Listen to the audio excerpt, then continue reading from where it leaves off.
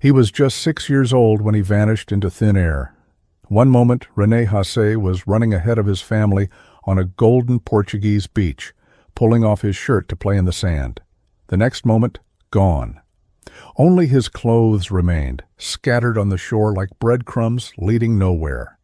For 24 years, everyone believed the ocean had claimed him. A tragic accident, a family's worst nightmare, but simple, final, wrong. Because in 2020, a phone call shattered that story completely. René's father received news that turned 24 years of grief into something far more sinister. His son hadn't drowned. He'd been taken. And the man they suspect? A predator who'd been hiding in plain sight, living just miles away, hunting children while families built sandcastles and trusted the sunshine. This isn't just about one missing boy. It's about how a monster operated for over a decade in Europe's favorite vacation destination. How police got it catastrophically wrong, and how the truth can be infinitely more terrifying than the worst thing you can imagine. But here's what makes this case even more chilling. René wasn't the only one. The same predator is suspected in multiple child disappearances across the Algarve coast. The same police force that dismissed René's case as an accidental drowning would later bungle one of the most famous missing child cases in modern history. And the same stretch of Portuguese coastline that promises families the vacation of a lifetime became a hunting ground for one of Europe's most dangerous criminals. Before we dive into this case, I want to know where you're watching from today. Are you someone who vacations in Portugal? Have you been to the Algarve coast? Or maybe you're watching from somewhere completely different, but you're drawn to these stories like I am. Drop a comment and let me know your location. I love connecting with viewers from around the world. And if this is your first time here on Last Seen Stories, hit that subscribe button, because we're about to uncover a case that will change how you think about family vacations forever. This is the story of René Hasee, a boy who should have grown up to be 30 years old this year. Instead, he became a cold case that exploded back to life when investigators realized they'd been looking in the wrong direction for over 2 decades.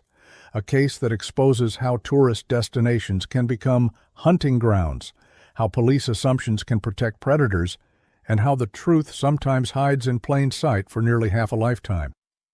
What you're about to hear will make you question everything you think you know about vacation safety, about police competence, about how easily a child can disappear and how completely an investigation can fail.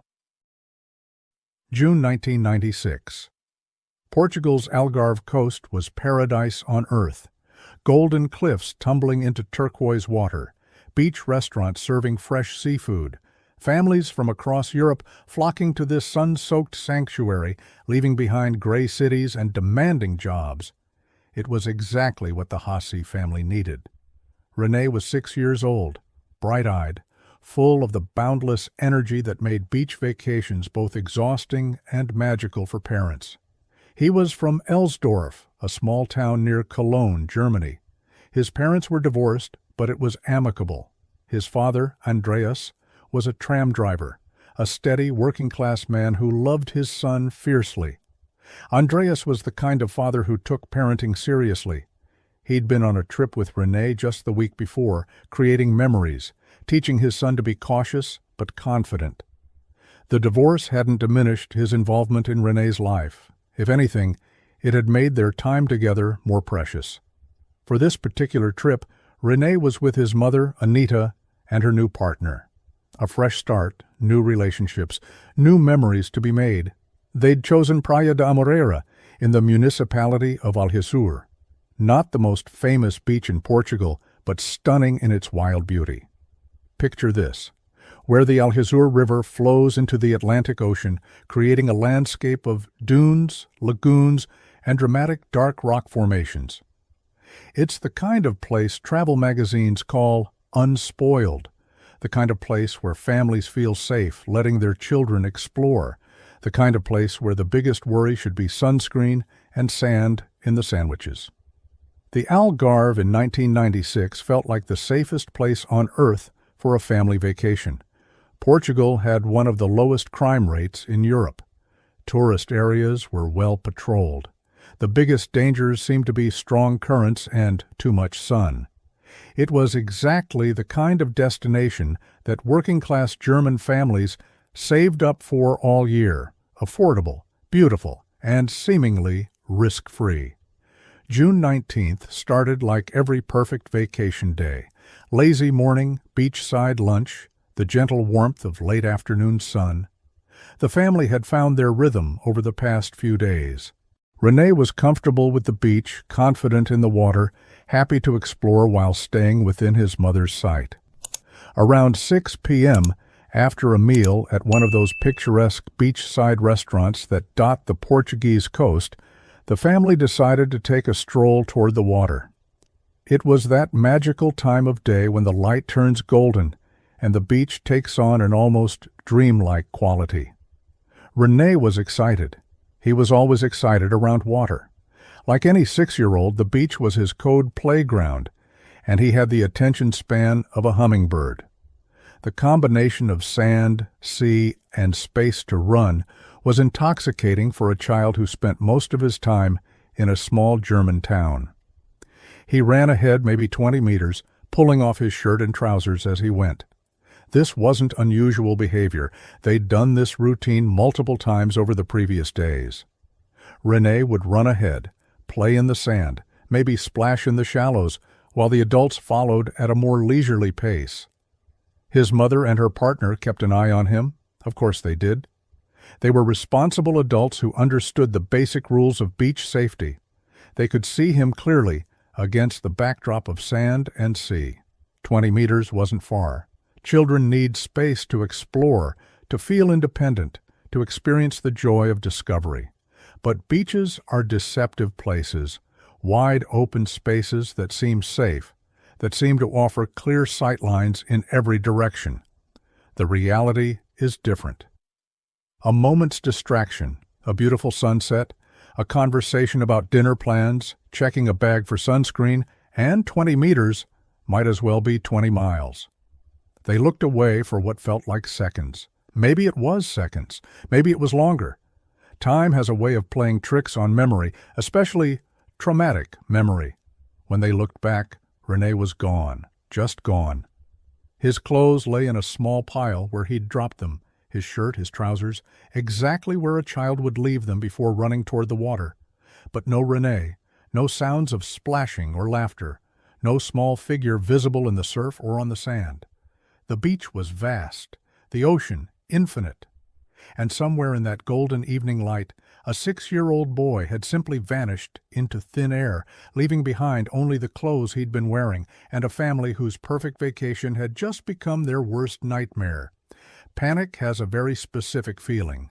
It starts in your chest, spreads to your throat, and then explodes into your limbs until you can't stand still, can't think straight, can't do anything except move and search and call out a name that nobody answers. That's what happened on Praia de Amoreira at 6 p.m. on June 19, 1996.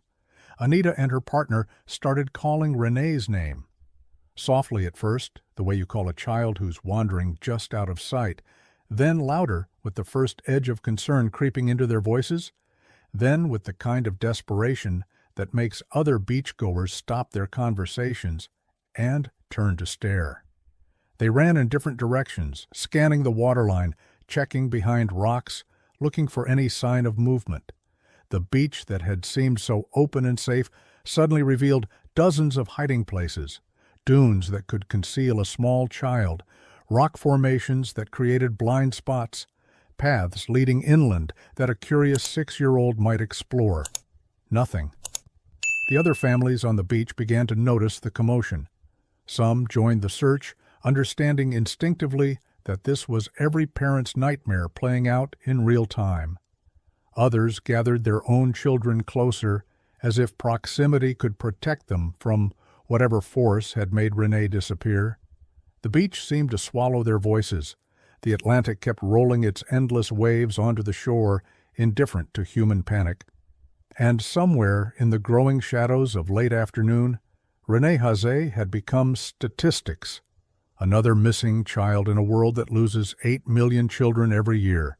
But this wasn't supposed to happen in places like this. Portugal was safe. Beach towns were safe. Families on vacation were supposed to worry about sunburn and ice cream stains, not vanishing children. The local authorities were called immediately, but from the very first moment, their response was shaped by what seemed like obvious logic. A child last seen near the water, clothes left on the shore, no witnesses to an abduction, no signs of struggle. The conclusion was swift and devastating. René had drowned. This wasn't an unreasonable assumption. The Atlantic currents off the Algarve coast were notorious. Powerful, unpredictable, unforgiving. Even experienced swimmers got into trouble. Rip currents could drag people out to sea faster than they could swim back. A 6-year-old boy, he wouldn't have stood a chance. The Portuguese police who responded to the scene that evening were dealing with what they saw as a tragic but straightforward case. A family on vacation. A child who'd wandered too close to dangerous water. Clothes left on the beach pointing to an obvious conclusion. They took basic statements from the family. They organized a cursory search of the immediate area. They filed the appropriate paperwork. But they didn't treat this as a potential crime scene. They didn't look for signs of struggle or abduction. They didn't canvass the area for witnesses who might have seen something suspicious. Why would they?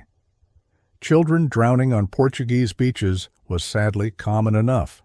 Children being abducted by strangers was virtually unheard of. But even in those first few hours, something felt wrong to the people who knew René best. His father, Andreas, was back in Germany when he got the call. The news hit him like a physical blow, but underneath the grief was something else. Doubt. René was a good swimmer for his age. Andreas had made sure of that, spending time teaching his son to respect the water but not fear it. René was cautious around water, not reckless. He understood basic safety rules about staying where adults could see him, and most importantly, he was obedient. When adults told him to stay where they could see him, he listened. It wasn't like him to wander off without telling someone where he was going. Andreas immediately began planning to fly to Portugal, but the Portuguese authorities advised against it. There was nothing he could do, they told him. The search was ongoing, but realistically, they were looking for a body, not a living child.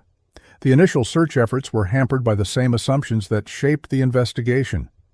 Rescue teams focused on the water and immediate coastline. They used boats and divers to search underwater areas where a body might have sunk or become trapped. They walked the beaches looking for remains that might have washed ashore. But they didn't search inland areas where an abducted child might have been taken. They didn't set up roadblocks to stop vehicles leaving the area. They didn't issue immediate alerts to border police or airports. This is where the story gets complicated, and honestly, it's where a lot of missing children cases go wrong. If you're someone who travels with kids, or if you've ever wondered how these tragedies happen to good parents who were being careful, let me know in the comments. Have you ever had a moment where you lost sight of your child even for seconds? The reality is that it happens to everyone, and victim blaming helps nobody. Share your thoughts below, and don't forget to hit that like button if this story is keeping you engaged. The search continued for several days, but with each passing hour, the chances of finding René alive, or even finding his body, seemed to diminish. The Portuguese Coast Guard explained to the family that Atlantic currents could carry a body hundreds of miles out to sea. If René had drowned, they might never recover his remains. For Andreas, receiving these updates by phone from Germany was torture. He was being told that his son was dead, but there was no proof, no body, no witnesses. Just an assumption based on circumstances that he increasingly found difficult to accept. By the end of the first week, the active search was called off. René Hasee was officially presumed drowned.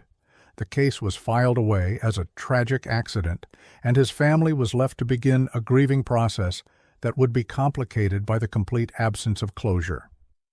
They had no idea that the truth was infinitely worse than what they'd been told, and they had no idea that the man responsible for René's disappearance was still in the area, still hunting, still free to destroy other families.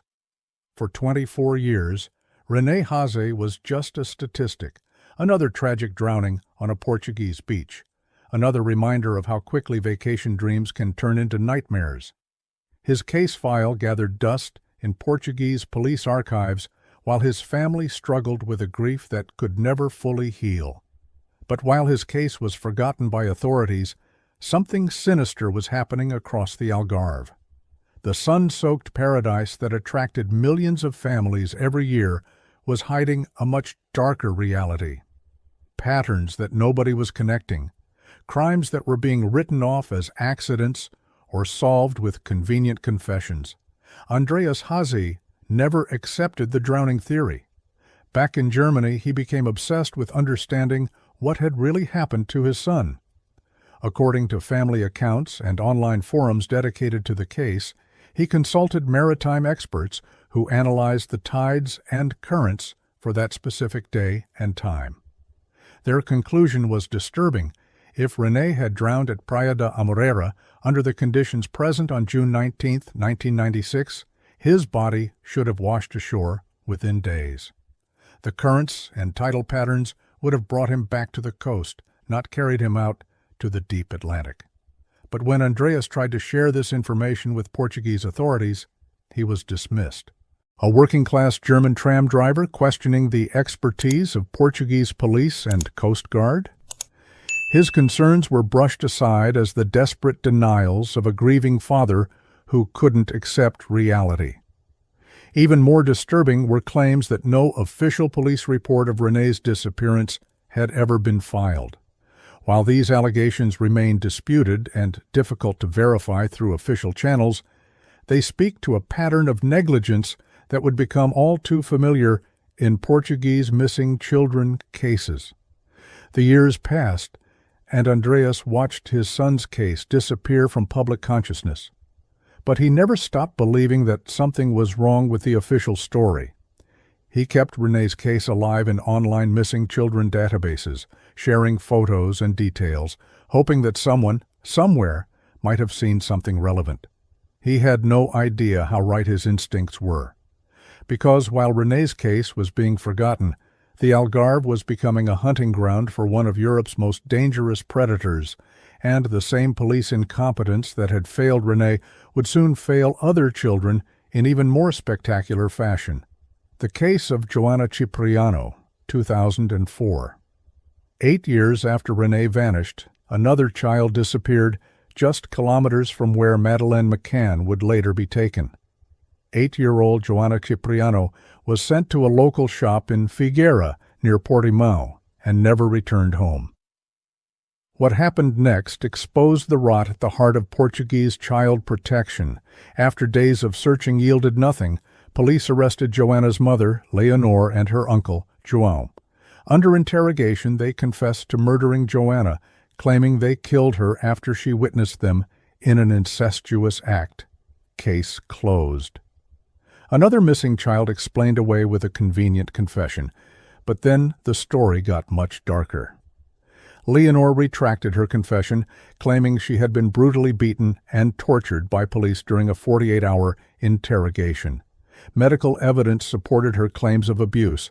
5 police officers were eventually charged with assault, including Gonçalo Amaral, who would later become the lead investigator in the Madeleine McCann case.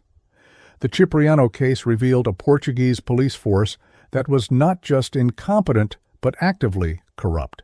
They were willing to torture confessions out of grieving family members rather than conduct proper investigations. They were more concerned with closing cases quickly than finding the truth. And, most disturbingly, they seemed to have a pattern of accepting the most convenient explanation for missing children, regardless of evidence. The build-up to Madeleine McCann, 2004 to 2007. Between Joanna's disappearance and Madeleine's, there were other incidents that should have raised red flags. Break-ins at holiday apartments, reports of suspicious men watching children on beaches, attempted abductions that were dismissed or inadequately investigated. Child protection specialists would later note that the Algarve was experiencing an unusual cluster of crimes against children. But Portuguese authorities either didn't recognize the pattern or didn't want to acknowledge it. The tourism industry was too important to Portugal's economy. Admitting that the Algarve had a predator problem would have been devastating for the millions of euros in revenue that foreign families brought to the region each year. So incidents were downplayed, patterns were ignored, and families continued to flock to Portuguese beaches, unaware that their children were being stalked by someone who had perfected the art of blending into tourist crowds. The Madeleine McCann disaster, 2007. When 3-year-old Madeleine McCann disappeared from her bed in a holiday apartment in Praia da Luz on May 3, 2007, the Portuguese police response was a masterclass in how not to handle a child abduction. They failed to secure the crime scene, allowing potential evidence to be contaminated by dozens of people walking through the apartment. They failed to issue immediate alerts that could have prevented an abductor from leaving the country. They wasted precious hours focusing on the parents as suspects instead of looking for a kidnapper. But most damning of all, they seemed more concerned with protecting Portugal's tourism reputation than finding a missing child.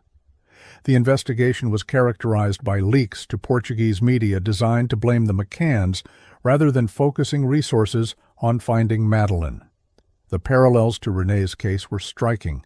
A child disappearing from a tourist area, police immediately settling on the most convenient explanation, a complete failure to consider that a predator might be targeting families on vacation. The international attention on the McCann case exposed Portuguese police incompetence to the world. But it was too late for Madeleine, and it was far too late for René, whose case had been buried for over a decade. Child protection specialist Mark Williams Thomas would later note that having multiple high-profile child disappearances within such a small geographical area was statistically almost impossible, unless they were connected. But Portuguese authorities never looked for connections. They treated each case as isolated, accepting the most convenient explanation and moving on. A drowning here, a family murder there, an abduction by parents somewhere else. They never considered that a single predator might be responsible for multiple crimes. They never analyzed patterns of behavior or methods of operation. They never asked whether their assumptions about these cases might be protecting a monster. For René's father, Andreas, watching the McCann case unfold was both validating and infuriating. Here was another family being failed by the same police force that had dismissed his son's disappearance. Another missing child case being bungled by the same assumptions and incompetence. But Andreas had no idea that his vindication was coming. He had no idea that the McCann case would eventually lead investigators back to René, and he had no idea that the truth, when it finally emerged, would prove that his 24 years of doubt had been completely justified. The monster had been hiding in plain sight all along. June 2020, Germany. A press conference that would change everything. German police stood before cameras and announced they had a new prime suspect in the Madeleine McCann case. His name was Christian Bruckner. He was 43 years old. He was German, and he was a convicted child sex offender with a history of violence that stretched back decades. But here's what made that announcement earth-shattering for families beyond the McCanns. Bruckner had been living in the Algarve between 1995 and 2007. The exact time frame covering not just Madeleine's disappearance, but René's too. Suddenly, the simple story of a boy who drowned was obliterated. René Hasee received a phone call that would transform 24 years of grief into something infinitely more terrifying. Christian Bruckner wasn't just any suspect. He was a predator whose criminal record read like a horror story. Born in 1976 in Würzburg, Germany, he'd been in trouble with the law since he was a teenager. By the time he reached his 20s, he had accumulated 17 criminal convictions, including a 1994 conviction for sexually abusing a child. But what made Bruckner particularly dangerous was his mobility and his methods. He wasn't tied to any one location. He was a drifter, constantly moving between countries, never staying anywhere long enough to establish patterns that might lead to his capture. In the mid-1990s, he'd settled in Portugal, drawn like so many other expatriates by the relaxed lifestyle and minimal police oversight. To tourists and locals, he looked harmless, just another young German backpacker exploring the Portuguese coast. His method was perfect for the Algarve. He lived out of a distinctive yellow and white VW camper van, constantly moving between beach towns and tourist areas. To vacationing families, he was invisible, just part of the bohemian backpacker culture that added to the area's charm. But Bruckner wasn't just surviving in these tourist areas, he was predating on them. He supported himself primarily through burglary, breaking into hotel rooms and holiday apartments when families were out.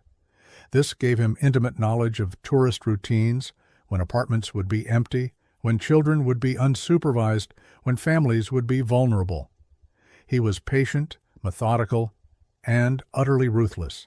He would spend days or weeks observing potential targets, learning their patterns, waiting for the perfect opportunity. The scope of his criminal activity in Portugal was staggering. Between 1995 and 2007, he was suspected of dozens of burglaries, drug deals, and assaults. But because he kept moving, and because Portuguese police weren't coordinating information between different regions, the pattern was never recognized.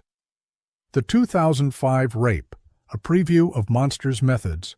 In 2005, just 2 years before Madeleine McCann's disappearance, Bruckner committed a crime that would eventually be his downfall. He raped a 72-year-old American woman in her Praia da Luz home. The details of this attack were particularly disturbing and revealed Bruckner's true nature. He didn't just assault his victim, he tortured her for over an hour. He bound her, beat her, and sexually assaulted her while filming the entire attack on a video camera. This wasn't opportunistic crime. This was calculated sadism. Bruckner took pleasure in his victim's suffering, documenting it for his own gratification.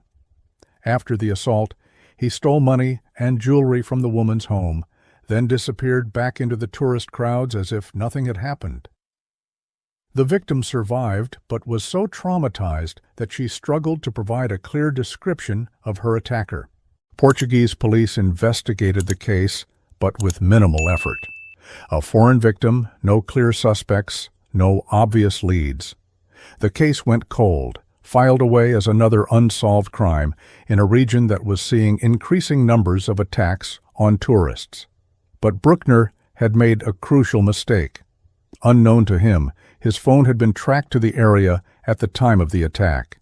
That digital evidence would eventually lead to his conviction over a decade later. I need to pause here because this is where the story gets really disturbing. If you're a parent watching this, I know this is hard to hear. If you're someone who travels to places like Portugal, this might be changing how you think about safety. Let me know in the comments how you're feeling about this case so far. Are you shocked by how long this went undetected? And please share this video if you think others need to hear René's story. These cases only get solved when people pay attention.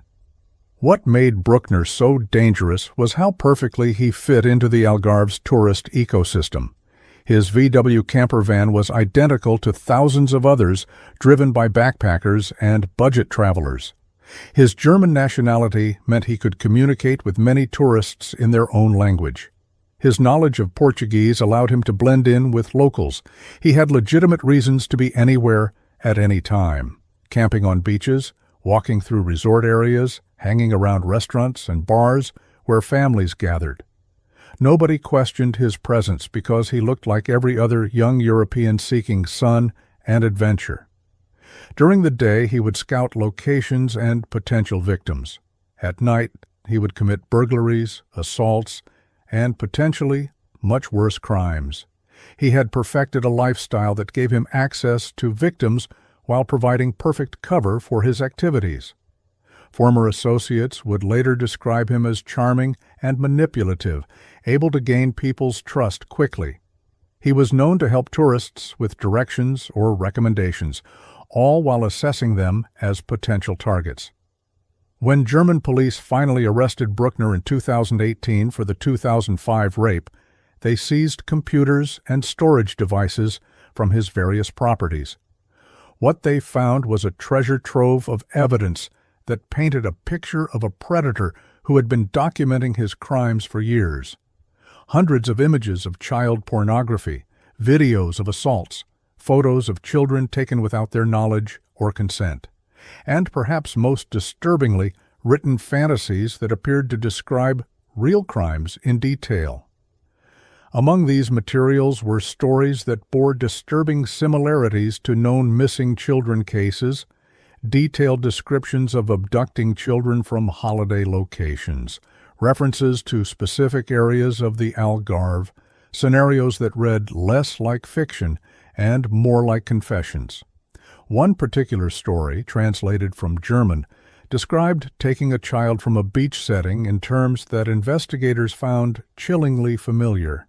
The level of detail suggested first-hand knowledge rather than imagination. In 2019, Bruckner was finally convicted of the 2005 rape and sentenced to 7 years in prison. But this conviction was just the beginning. German authorities began systematically reviewing cold cases from areas where Bruckner had been active. René Hasee's case was one of the first they examined. The geographic proximity to other suspected crimes was undeniable. The timeline matched perfectly, and Bruckner's methods, targeting tourists, operating in coastal areas, leaving minimal evidence, fit the circumstances of René's disappearance exactly. For Andreas Hasee, the phone call confirming his son was now linked to Bruckner was both vindication and devastation. In an interview with ITV News, his pain was evident. "I've always assumed that my son is dead, but when you now hear that he might have fallen into the hands of a pedophile, then it's even worse."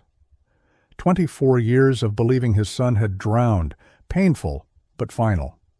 Now he had to confront the possibility that René had been kidnapped, abused, and murdered by one of Europe's most notorious predators. The drowning theory wasn't just wrong, it was catastrophically wrong, and that error had allowed a monster to continue hunting for over a decade. As investigators began connecting Bruckner to various crimes across the Algarve, a horrifying picture emerged.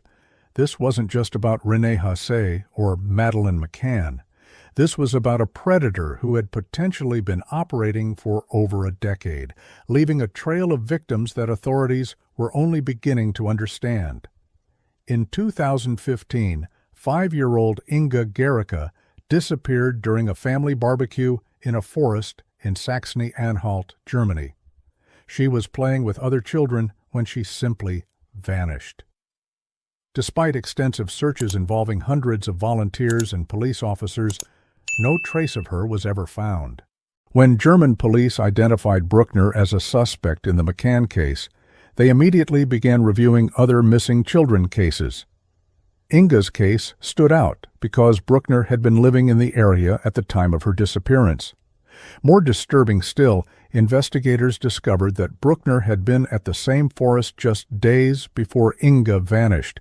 He'd been staying at a property nearby and was known to frequent the wooded areas where Inga disappeared. The similarities to his suspected involvement in René's case were chilling.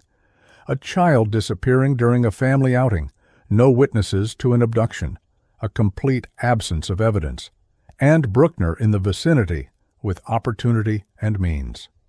In 1996, the same year René disappeared, 13-year-old Caroline Gruber vanished while walking to school in Germany.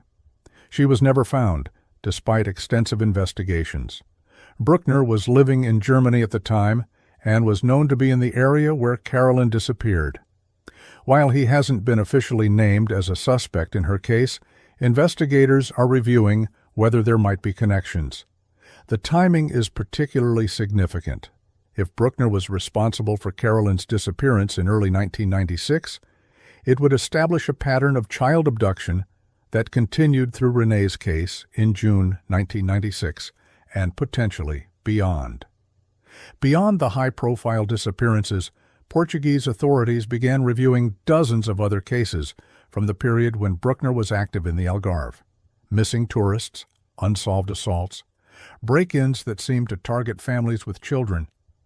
What emerged was a pattern of crimes that had never been connected because they occurred across different jurisdictions and were investigated by different police units. Bruckner's mobility had been his greatest asset. By constantly moving between locations, he'd avoided creating patterns that might have led to his identification. Some of these cases involved children who had gone missing for short periods before being found, often traumatized and unable to clearly describe what had happened to them. Others involved attempted abductions that were dismissed as misunderstandings or pranks. Investigators also began looking at unsolved burglaries in the Algarve that matched Bruckner's known methods. Many of these had targeted holiday apartments where families with young children were staying. In several cases, nothing valuable was stolen, suggesting the intruder might have been interested in something other than money or jewelry.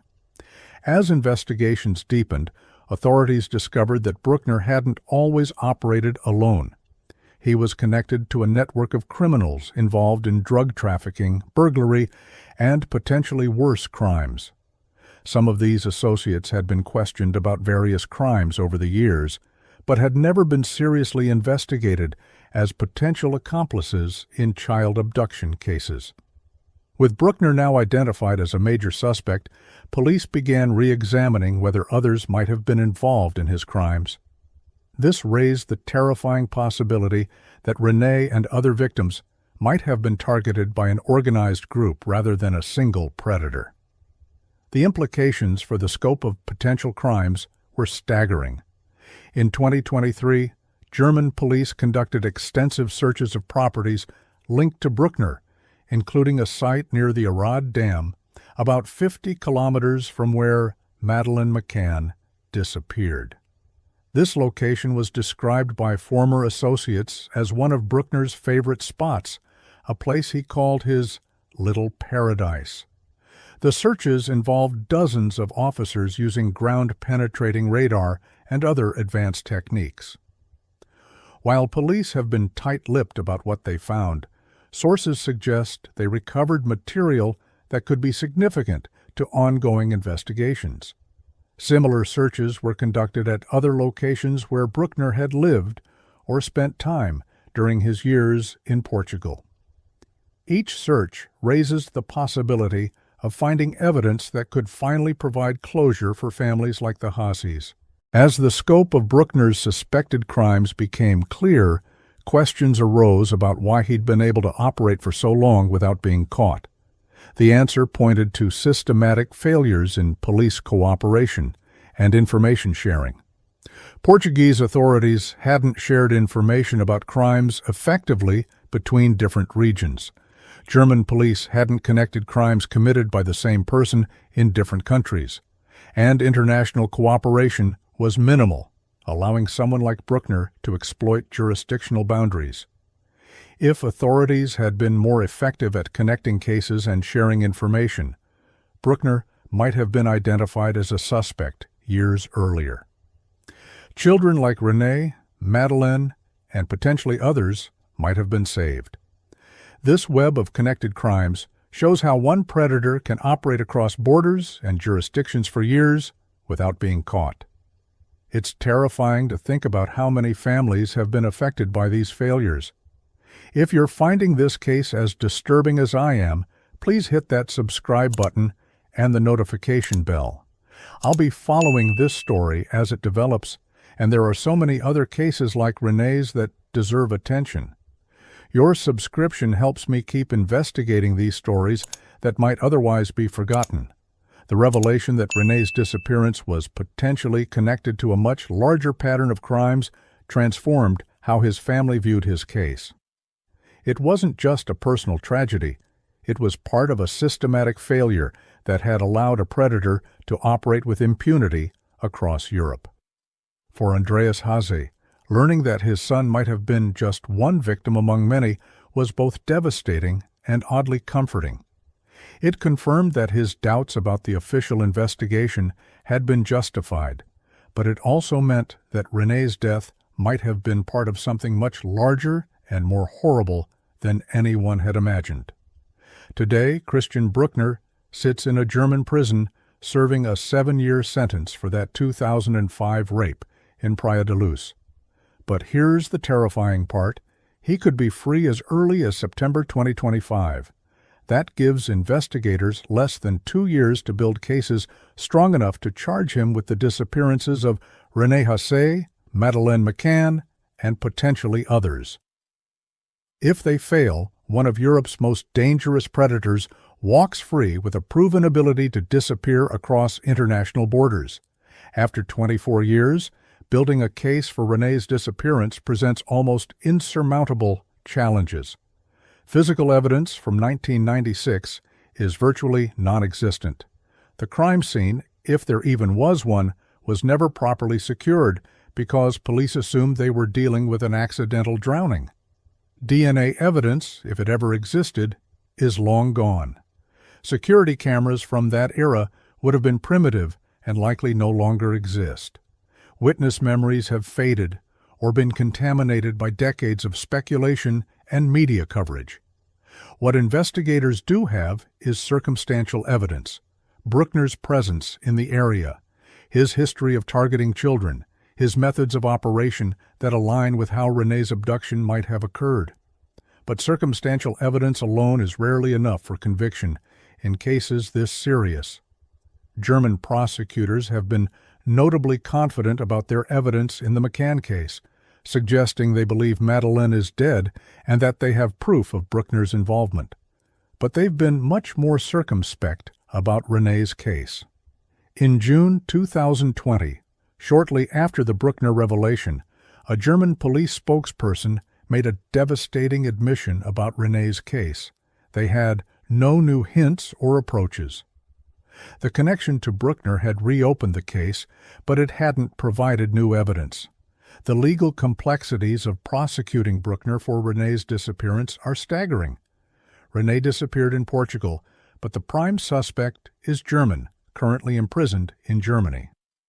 Any prosecution would require coordination between Portuguese and German authorities, each with their own legal systems and standards of evidence.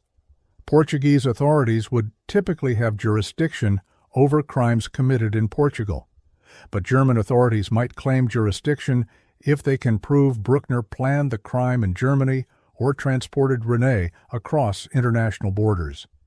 These jurisdictional questions aren't just academic. They could determine whether Bruckner is ever prosecuted for René's disappearance.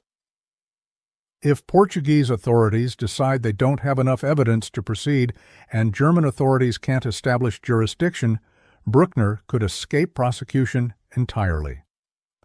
Bruckner's potential release date adds urgency to investigations. Under German law, prosecutors must charge him with new crimes before his current sentence expires, or he walks free. There is also the very real possibility that Bruckner could disappear if released. He's already indicated through his lawyers that he plans to leave Germany and go into hiding. Given his history of living under assumed identities and crossing borders illegally, he could effectively vanish forever. This creates a nightmare scenario for families of his suspected victims. After decades of waiting for answers, they could see their best chance for justice slip away because investigations moved too slowly. Bruckner's other legal troubles have created additional complications for prosecutors. In October 2024, he was acquitted of several unrelated sexual offense charges after a German judge ruled that witness testimonies were unreliable and had been tainted by extensive media coverage. This acquittal sets a dangerous precedent for future prosecutions. Defense attorneys will argue that any witness testimony about Bruckner has been contaminated by years of media coverage linking him to various crimes. They'll claim that witnesses are unconsciously adjusting their memories to fit the narrative they've read in newspapers or seen on television. This media contamination defense could make it nearly impossible to secure convictions based on witness testimony, particularly in older cases like René's, where memories are already questionable. Perhaps the most intriguing aspect of the ongoing investigation is the evidence that hasn't been made public. German police reportedly seized multiple computers, hard drives, and storage devices from Bruckner's various properties. The contents of these devices remain classified, but investigators have hinted they may contain crucial evidence. Are there photos or videos that could link him to René or other victims? Digital evidence of his activities in Portugal during the 1990s? Communications with potential accomplices? The answer could determine whether justice is finally served or whether the most dangerous predator in European criminal history walks free. Prosecutors have also been tight-lipped about other evidence they may have gathered. Phone records, financial transactions, witness statements from people who knew Bruckner during his time in Portugal. All of this could be crucial to building cases, but none of it has been revealed publicly. One potentially significant development was the payment of a fine that briefly threatened to secure Bruckner's early release. In a bizarre turn of events, a former German intelligence officer paid approximately $1,650 to cover what she claimed were minor fines, but which inadvertently covered more serious charges. The woman claimed it was a misunderstanding, that she only meant to pay for charges related to insulting a prison officer, and didn't realize the payment would also cover assault charges that were keeping Bruckner incarcerated. Whether this was truly a mistake or part of a more complex plan remains unclear, but it highlighted how precarious the situation is and how easily Bruckner could secure release through legal technicalities. The Bruckner investigation has required unprecedented cooperation between police forces across Europe. German authorities are leading the investigation, but they're working with Portuguese police, British authorities, and potentially others. This cooperation has revealed how poorly information was shared in the past. Crimes that might have been connected decades ago were investigated in isolation, allowing Bruckner to operate undetected. Now, investigators are racing to reconstruct decades of criminal activity across multiple countries. It's a massive undertaking that requires coordinating evidence, witnesses, and legal procedures across different jurisdictions and legal systems. The stakes couldn't be higher. If they succeed, they could finally provide closure for families who have waited decades for answers. If they fail, one of Europe's most dangerous predators could disappear forever, potentially free to create new victims. René Hasee would be 30 years old today. He might have been married, might have had children of his own, might have been living the kind of ordinary, happy life that every parent dreams for their child. Instead, he remains frozen in time as a 6-year-old boy in vacation photos, running toward water on a Portuguese beach, captured in the last moments before everything changed. His case represents something larger than one family's tragedy. It's a stark reminder of how catastrophically wrong assumptions can be, and how those errors can shield monsters from justice for decades. The drowning theory wasn't just mistaken, it was a gift to a predator. While René's family grieved what they thought was an accident, Christian Bruckner was free to continue hunting. How many other children paid the price for that investigative failure? René Hasee, now in his 60s, has spent more than half his life believing his son drowned in Portuguese waters. The revelation that René was likely murdered by one of Europe's most notorious predators has transformed his grief into something even more unbearable. "I've always assumed that my son is dead," he told reporters, "but when you now hear that he might have fallen into the hands of a pedophile, then it's even worse." That simple statement captures the cruelty of this case. For 24 years, Andreas had found a way to live with an incomprehensible loss. Now he has to confront the possibility that his son's final moments were filled with terror and pain rather than the quick tragedy of drowning. René's case raises uncomfortable questions that extend far beyond one missing child. How many other accidents were actually crimes? How many families have been living with the wrong version of their worst nightmare? The Portuguese authorities, who dismissed René's disappearance as a simple drowning, have never acknowledged their error. They've never apologized to his family. They've never explained how a child can vanish from a beach without triggering a proper investigation. That silence is perhaps the most infuriating part of this entire story. René deserved better. His family deserved better. And every family that visits the Algarve deserves to know that their children will be protected if the unthinkable happens. The tourism industry that depends on families feeling safe in places like Portugal has also never acknowledged how spectacularly their safety systems failed. Marketing materials still promote the Algarve as a family paradise without mentioning that a predator operated there for over a decade. Whether justice will finally come for René Hasee remains an open question. Whether Christian Bruckner will be held accountable for what investigators believe he did to a 6-year-old boy on a beautiful Portuguese beach in 1996 may depend on evidence that might no longer exist, and witnesses whose memories have been clouded by nearly 3 decades. The legal challenges are immense. The jurisdictional complications are complex. The evidence problems are potentially insurmountable. And time is running out with Bruckner's potential release approaching. But there's something powerful about finally telling René's story correctly. For 24 years, he was just another drowning victim. Now the world knows he was likely the victim of one of Europe's most dangerous predators. His case is no longer hidden in dusty police files. It's part of an international investigation that could prevent future victims. René's story shows us how important it is to question official narratives, especially when they seem too convenient. His father never stopped believing something was wrong, and he was right.